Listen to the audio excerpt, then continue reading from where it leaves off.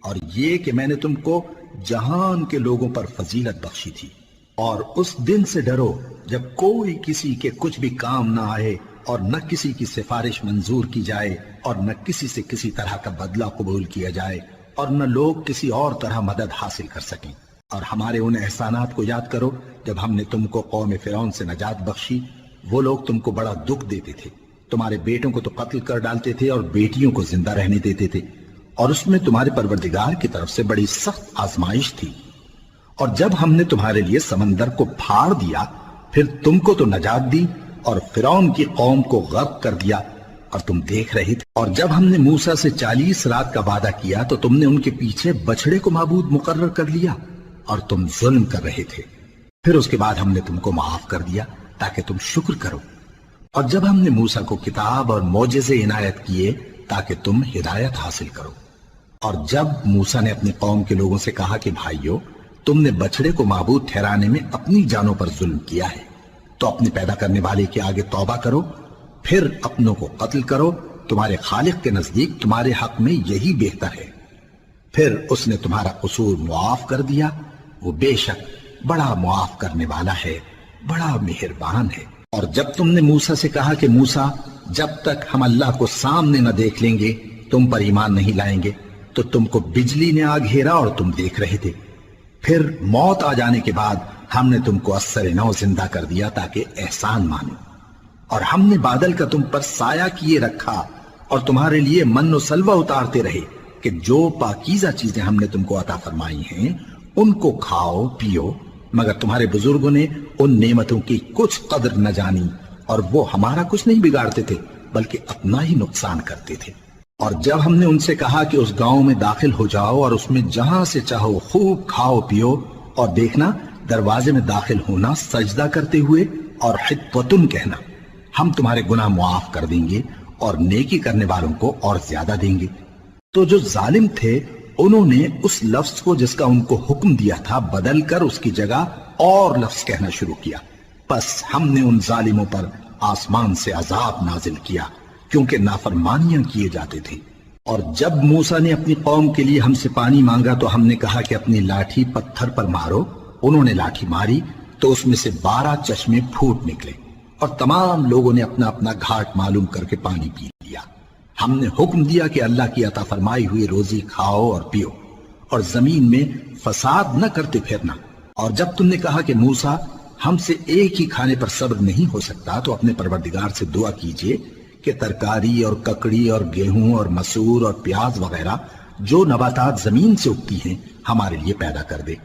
انہوں نے کہا کہ عمدہ چیزیں چھوڑ کر ان کے بدلے ناقص چیزیں کیوں چاہتے ہو؟ اگر یہی چیزیں مطلوب ہیں تو کسی شہر میں جا اترو، وہاں جو مانگتے ہو مل جائے گا۔ اور آخر کار ذلت و رسوائی اور محتاجی و بے نوائی ان سے چمٹا دی گئی اور وہ اللہ کے غضب میں گرفتار ہو گئے۔ یہ اس لیے کہ وہ اللہ کی آیتوں سے انکار کرتے تھے اور اس کے نبیوں کو ناحق قتل کر دیتے تھے، یعنی اس لیے کہ نافرمانی کیے جاتے اور حد سے بڑھے جاتے تھے۔ جو لوگ مسلمان ہیں یا یہودی یا عیسائی یا ستارہ پرست، یعنی کوئی شخص کسی قوم و مذہب کا ہو، جو اللہ اور روز قیامت پر ایمان لائے گا اور عمل نیک کرے گا تو ایسے لوگوں کو ان کے اعمال کا صلہ اللہ کے ہاں ملے گا اور قیامت کے دن ان کو نہ کسی طرح کا خوف ہوگا اور نہ وہ غمناک ہوں گے۔ اور جب ہم نے تم سے عہد کر لیا اور کوہ طور کو تم پر اٹھا کھڑا کیا اور حکم دیا کہ جو کتاب ہم نے تم کو دی ہے اس کو زور سے پکڑے رہو اور جو اس میں لکھا ہے اسے یاد رکھو تاکہ عذاب سے محفوظ رہو، پھر تم اس کے بعد عہد سے پھر گئے، سو اگر تم پر اللہ کا فضل اور اس کی مہربانی نہ ہوتی تو تم خسارے میں پڑ گئے ہوتے۔ اور تم ان لوگوں کو خوب جانتے ہو جو تم میں سے ہفتے کے دن مچھلی کا شکار کرنے میں حد سے تجاوز کر گئے تھے، تو ہم نے ان سے کہا کہ ذلیل و خوار بندر ہو جاؤ۔ اور اس قصے کو اس وقت کے لوگوں کے لیے اور جو ان کے بعد آنے والے تھے عبرت اور پرہیزگاروں کے لیے نصیحت بنا دیا۔ اور جب موسیٰ نے اپنی قوم کے لوگوں سے کہا کہ اللہ تم کو حکم دیتا ہے کہ ایک بیل ذبح کرو، وہ بولے کیا تم ہم سے ہنسی کرتے ہو؟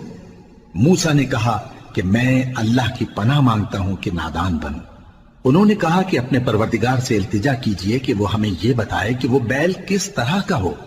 موسیٰ نے کہا پروردگار فرماتا ہے کہ وہ بیل نہ تو بوڑھا ہو اور نہ بچڑا بلکہ ان کے درمیان یعنی جوان ہو، سو جیسا تم کو حکم دیا گیا ہے ویسا کرو۔ انہوں نے کہا اپنے پروردگار سے درخواست کیجئے کہ ہم کو یہ بھی بتا دے کہ اس کا رنگ کیسا ہو۔ موسیٰ نے کہا پروردگار فرماتا ہے کہ اس کا رنگ گہرا زرد ہو کہ دیکھنے والوں کے دل کو خوش کر دیتا ہو۔ انہوں نے کہا اب کے پروردگار سے پھر درخواست کیجئے کہ ہم کو بتا دے کہ وہ اور کس کس طرح کا ہو، کیونکہ بہت سے بیل ہمیں ایک دوسرے کے مشابہ معلوم ہوتے ہیں، اور اللہ نے چاہا تو ہمیں ٹھیک بات معلوم ہو جائے گی۔ موسیٰ نے کہا کہ اللہ فرماتا ہے کہ وہ بیل کام میں لگا ہوا نہ ہو، نہ تو زمین جوتتا ہو اور نہ کھیتی کو پانی دیتا ہو، بے عیب ہو، اس میں کسی طرح کا داغ نہ ہو۔ کہنے لگے اب تم نے سب باتیں درست بتا دی، غرض بڑی مشکل سے انہوں نے اس بیل کو ذبح کیا، جبکہ وہ ایسا کرنے والے لگتے نہ تھے۔ اور جب تم نے ایک شخص کو قتل کیا تو اس میں باہم جھگڑنے لگے، حالانکہ جو بات تم چھپا رہے تھے اللہ اس کو ظاہر کرنے والا تھا۔